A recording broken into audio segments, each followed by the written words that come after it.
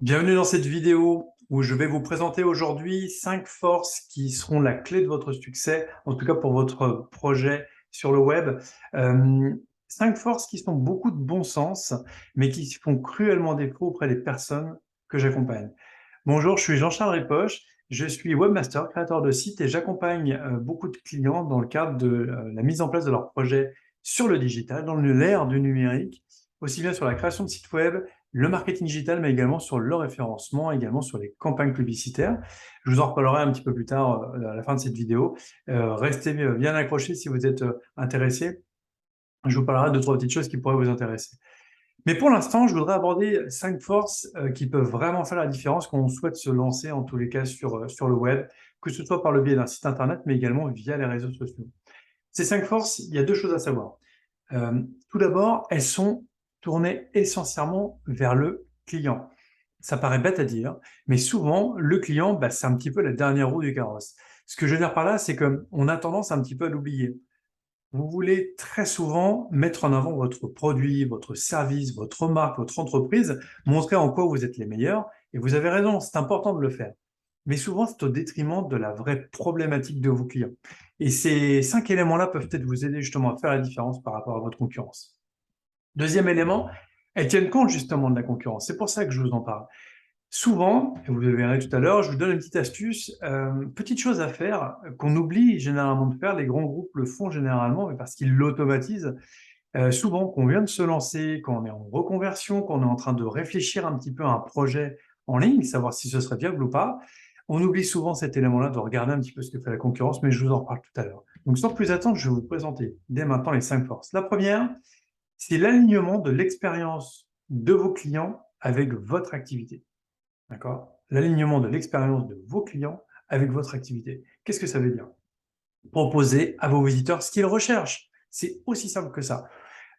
Au-delà de mettre en avant toutes vos valeurs, l'engagement que vous avez entre votre marque, votre entreprise vis-à-vis de vos clients, n'oubliez jamais la problématique de vos clients. D'accord? Mettez toujours en avant ce que recherche le client. Pourquoi est-ce que j'achèterais tel service?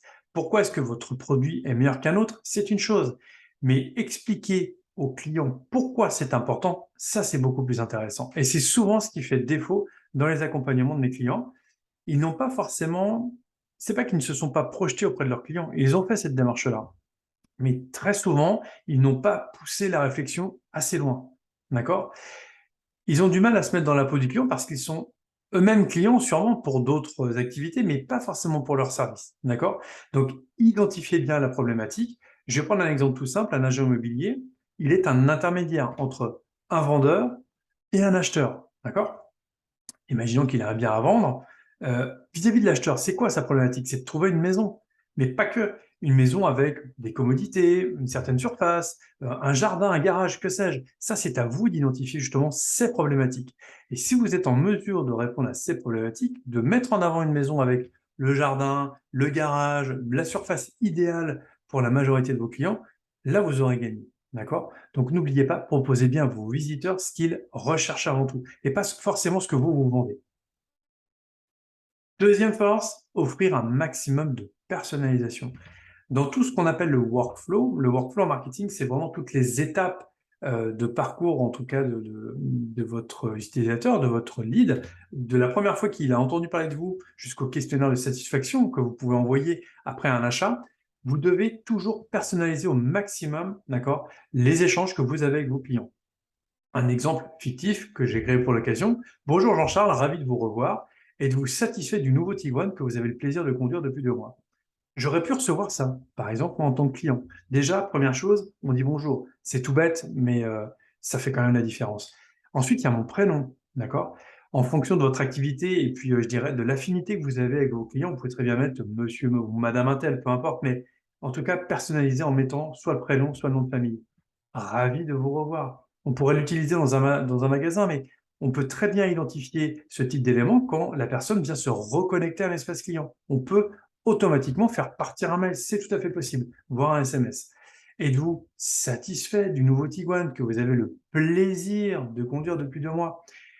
Des mots à connotation positive. pas de négatif. Je ne veux pas avoir de ne ou de pas ou de déçu ou de désolé ou quoi que ce soit, sauf s'il y a eu un litige ou une réclamation. Mais on est toujours content de voir le client, d'accord? Cette dynamique positive, elle va rejaillir sur votre marque, d'accord? Si vous êtes quelqu'un de positif par nature, quelqu'un de dynamique, ça doit se retranscrire, ça doit se sentir également dans les textes, dans les mails, dans les échanges avec vos clients. On dit souvent que le sourire s'entend au téléphone. Quand vous êtes au téléphone avec un client, c'est pareil. Le smile avant tout, d'accord? Donc pareil dans vos mails, faites la même chose. Et on se rappelle du produit qu'il a acheté, depuis combien de temps il a. C'est ça, ce niveau de personnalisation. Là, j'ai pris un exemple pour une voiture, mais je suis sûr que dans votre secteur d'activité, vous pouvez avoir les mêmes éléments. Et tout ça s'inscrit dans ce qu'on appelle des séquences de mails. Je ferai sûrement une vidéo en tout cas autour de ça. Qu'est-ce que les séquences de mails? Comment est-ce qu'on peut automatiser du coup les échanges de ses clients éthiquement, hein? Automatiser, ça ne veut pas dire forcément faire de la vente forcée au détriment de la qualité. Bien au contraire, c'est apporter avant tout des éléments complémentaires à forte valeur ajoutée pour vos clients. Donc, deuxième élément, un maximum de personnalisation. Le troisième, la suppression de ce que j'appelle les points de friction, et puis surtout assurer l'excellence du parcours de vos utilisateurs sur votre site web. Là, ça s'oriente plutôt vers les personnes qui sont détenteurs ou détentrices d'un site internet plutôt que les gens sur les réseaux. Sur les réseaux, vous ne maîtrisez pas l'excellence du parcours. Vous êtes noyé dans la masse, hein, clairement. Les points de friction, qu'est-ce que j'entends par les points de friction? C'est par exemple, tout est fait pour simplifier la conversion, d'accord, sur votre site internet. La conversion, ça peut être, comme je le cite, soit un achat, par exemple, en ligne, l'accès au support technique, le fameux SAV, ça peut être une demande de devis, un formulaire de contact, un document à télécharger, peu importe. Dans tous les cas, essayez d'identifier les moments où vous perdez votre client, tout simplement. Entre le moment où il prend contact avec vous, à partir du moment où il vous connaît, à partir du moment où il voit peut-être une de vos publications, il atterrit forcément quelque part, par exemple sur votre site internet, sur votre tunnel de vente, une landing page, peu importe. Est-ce qu'à un moment ou à un autre, vous perdez des clients? Si vous ne savez pas si vous perdez des clients, il y a déjà un premier problème. Il faut que vous mettiez en place des outils qui vont vous permettre justement de visualiser le parcours de vos visiteurs. Si vous n'avez pas ça, vous ne pouvez pas piloter votre activité. C'est pas possible. C'est comme un vendeur en magasin qui ne serait pas présent. Les clients rentrent, sortent. S'il n'y a personne pour les recevoir, c'est compliqué de savoir si vous faites des ventes. Donc, c'est important d'avoir ces outils-là. Je vous en parlerai du coup à la fin de la vidéo. Mais dans tous les cas, pensez bien à simplifier, faire en sorte que l'utilisateur qui a un besoin, rappelez-vous, le point numéro 1, il faut proposer au client ce qu'il recherche. Donc, s'il arrive sur votre site, s'il a cliqué quelque part, c'est que vous l'avez intéressé, d'accord? Maintenant, il faut qu'il trouve facilement ce que vous avez à lui proposer. Donc, facilitez tout, faites en sorte que ce soit simple et fluide.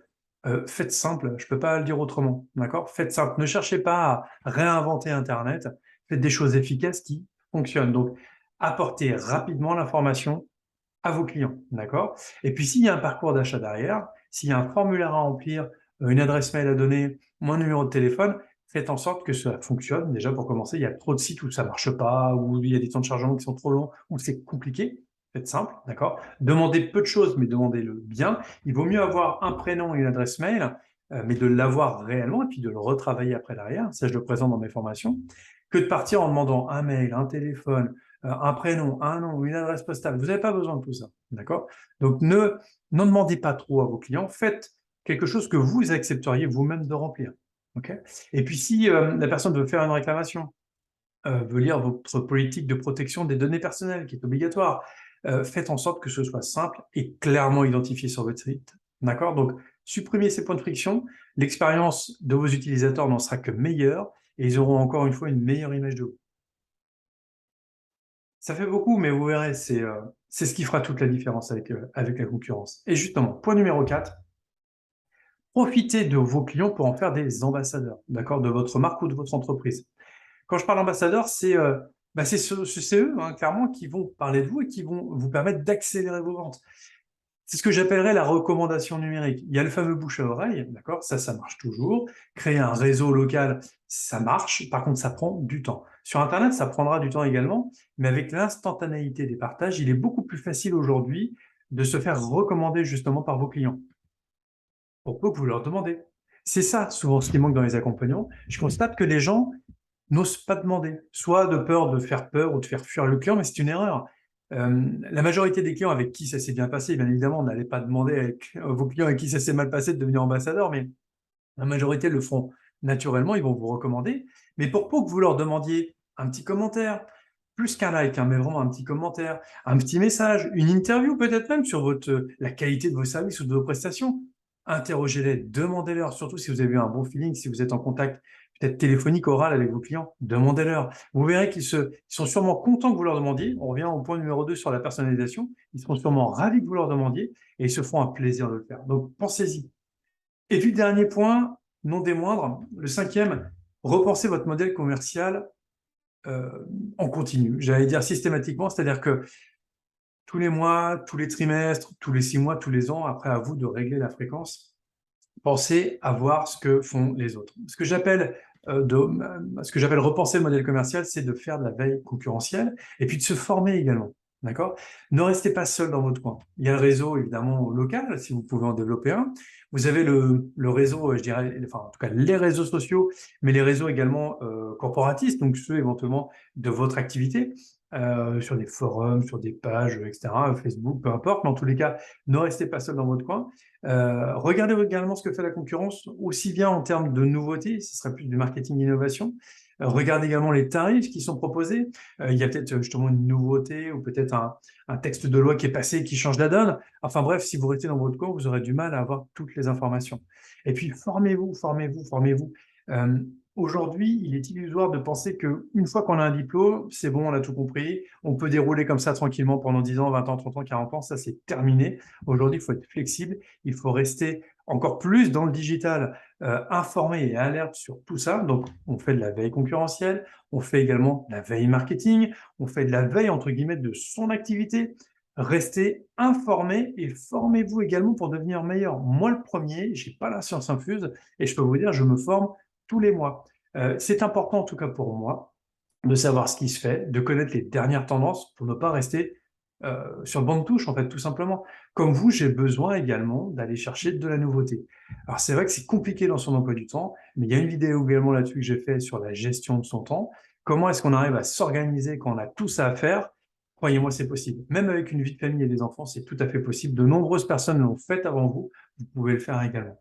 D'ailleurs, peut-être ceux qui regardent ici sont déjà concernés, ont déjà des enfants, etc., une vie de famille. J'ai même été slasher, c'est-à-dire que j'étais donc père de famille, marié, salarié la journée et je travaillais le soir, les week-ends et les vacances. D'accord? J'ai fait ça pendant quelques années, on appelle ça des slashers. Il y a plus de 4,5 millions de personnes en France qui font ça. C'est possible. Par contre, c'est pas une situation qui doit durer. Donc, à un moment, il faut trancher. Mais dans tous les cas, c'est possible. Donc, pour revenir à ce que je vous disais, cinquième force, faites de la veille concurrentielle. Tout est possible pour peu que vous ayez en tête de le faire. Voilà les 5 forces. N'hésitez pas à me dire, en tout cas, à me passer l'information, savoir justement si vous en aviez entendu parler, si ces 5 forces vont vous être utiles, voir si elles ont été utiles, si vous les avez mis en place, ce que vous avez mis en place, ce qui a fonctionné, ce qui a moins bien marché. N'hésitez pas à me faire un retour. C'est avec plaisir que je le partagerai du coup avec le plus grand nombre. N'oubliez pas, vous pouvez avoir votre entretien gratuit en cliquant sur le bouton pour prendre rendez-vous. Donc, ce serait dommage de ne pas en profiter. Vous m'aurez moi en direct pour justement aborder tous les points qui peuvent en tout cas être importants à aborder pour vous. Donc n'hésitez pas, servez-vous-en. Et puis c'est gratuit. Et puis rappelez-vous, mon organisme de formation Crédigi vous permet également d'avoir des formations éligibles au CPF, soit pour concevoir votre site internet avec WordPress, pour construire, en tout cas vous aider à construire les premières briques de votre communication digitale, et puis comment créer et optimiser son référencement, aussi bien sur Internet, via un site Internet, mais également la stratégie de contenu sur les réseaux sociaux, qu'est-ce que je dois mettre à l'intérieur, comment ça marche, qu'est-ce que je dois dire, quelle va être ma ressource, etc., etc. En bref, mes formations vous aident à mieux comprendre l'écosystème d'Internet, écosystème dans lequel vous évoluez déjà, mais également celui où sont vos clients. En tous les cas, merci du coup d'avoir visionné cette vidéo.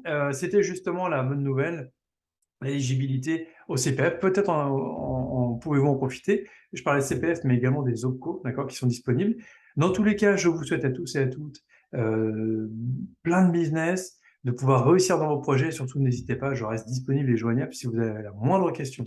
Excellente fin de journée, bonne soirée en fonction de l'heure à laquelle vous visionnez cette vidéo et à très bientôt. Ciao!